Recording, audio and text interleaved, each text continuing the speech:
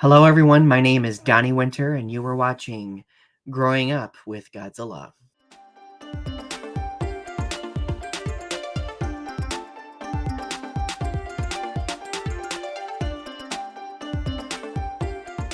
So, this is a show that I've been wanting to do for quite a long while now, primarily inspired by a few different things, but the biggest inspiration has been the people throughout my life who have always kind of shamed me for loving Godzilla, talking about it, being enthusiastic about the character and franchise, even into my mid 30s, because every now and then people will say, "Oh, you're into Godzilla, you collect things, you watch the films all the time. That's a kid's thing. Why are you still doing that?"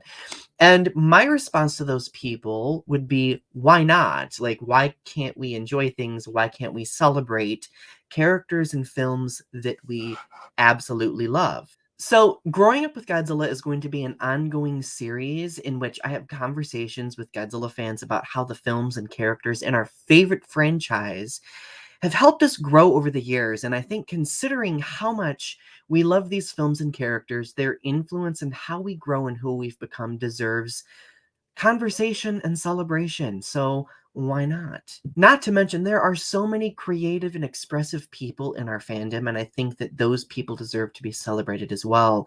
So over the next few episodes, and actually the rest of the series, you will find that I will be having guests on who might be YouTubers, artists, collectors, so on and so forth, who will join me in having conversations about the films and these characters from a variety of different angles, and I think that we're going to have some really good conversations as a result. For this first introductory episode, I'm going to be talking about my own journey as a Godzilla fan and where it began, where it's led me, so on and so forth. I began my love of Godzilla when I was probably like 8 or 9 years old. My parents were both Godzilla fans, and gradually they got us into watching the Showa era Godzilla films. My first ever Godzilla film I will remember like the back of my hand is Godzilla vs. Mechagodzilla, the Showa era version. And I remembered watching it with my brother one day who was into Godzilla before me. And I was just like, wow, this is really cool. Like, there's this terrifying mechanical beast and there's this heroic Godzilla character, and it had been something that my parents had grown up with, so that love of Godzilla transferred to my brother and I to the extent where we ended up collecting figures and playing with lots of them. I believe this is the Trendmasters Godzilla figure from the early 90s, and thankfully one of the only remaining figures I have from that line that has not been destroyed. But I digress. I am now at the point in my life where I keep my figures in boxes, so they're preserved. But I don't know. I really enjoy taking them out of the box and playing with them. But I digress. So it began when I was a kid, and then gradually as I got older, I started doing a few more things in the sense of creating. I really loved drawing when I was younger, and I tried drawing my own Godzilla comic books, and I still have some of them. Are you ready for an artistic wild ride? I used to take Godzilla fanfiction very seriously. Here is a sampling. I have these old comic books that I used to write, and they are not good. I tried telling a story, and I mean, at that time, I thought I was like super impressive. This is Godzilla versus Rodan.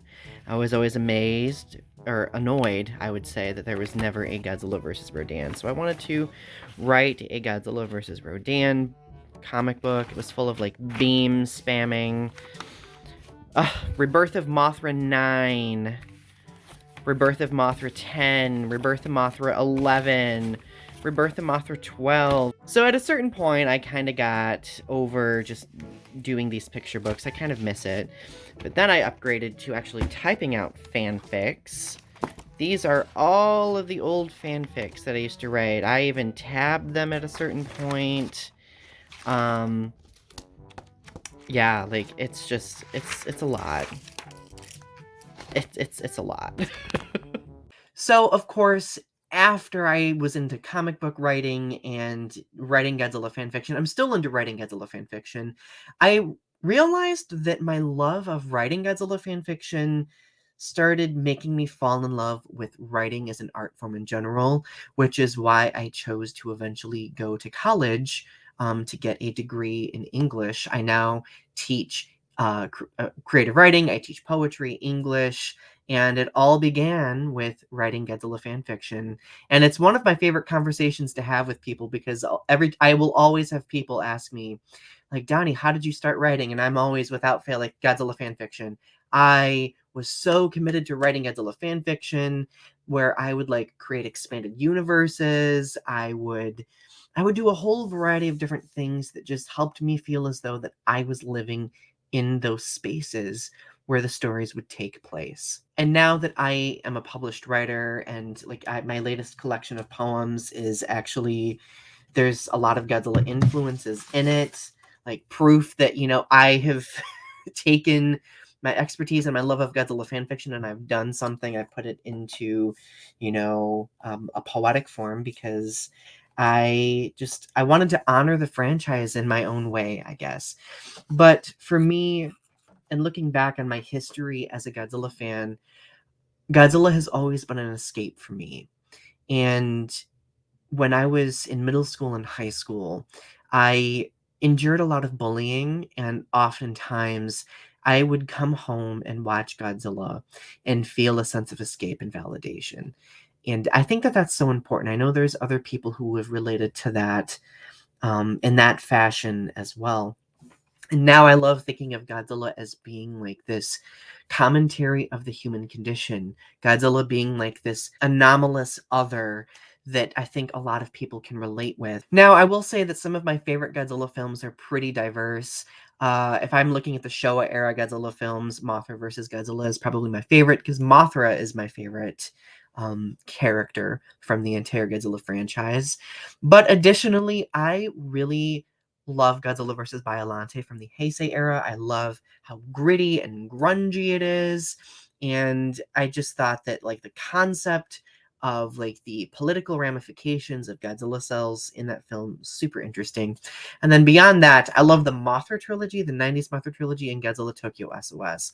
All for a variety of different reasons. But ultimately, if I were to have any advice for Godzilla fans right now who are wanting to put themselves out there, who are really wanting to kind of invest themselves in this franchise and these characters, I would say don't be afraid of creating. Like, be an artist, be a writer, be a musician. Let these characters inspire you to want to create more, to maybe not only add to the stories that already exist, but maybe even creating original stories, um, taking inspiration from these characters and films that we love so much. It's really difficult being in fandoms because you will always have people kind of like gatekeep or people who will tell you how to be a fan. And then likewise, you're also navigating the people outside of the Godzilla fandom who are discouraging you and shaming you for even being a fan.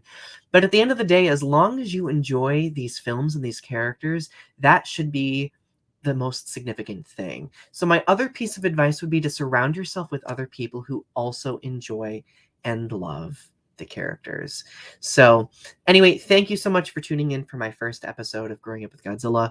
There will be more episodes to come. I am really excited to show you what we have going, and I'm really excited to nerd out with everybody. It's going to be great. Anyway, thank you for taking the time to listen. Subscribe to my channel for more. Share your thoughts in the comment section below. I want to know what your favorite Godzilla film is and why. And I will see you for episode 2.